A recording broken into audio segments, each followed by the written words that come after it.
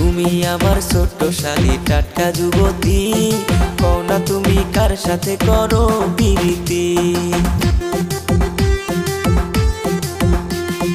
ওরে প্রাণের দুলা ভাই গো তোমারে যে বলি, প্রথম পীড়িত কইরা ধোকা খাইছে তোমার শালি। এসব কথা তুই আমায় কি শোনাইলি, মাথা নষ্ট কইরা দিলি ওরে প্রাণের শালী। অন্তরেতে লাগছে আমার প্রেমের কালি, দিও না গো দুলা ভাই আমারে গালি।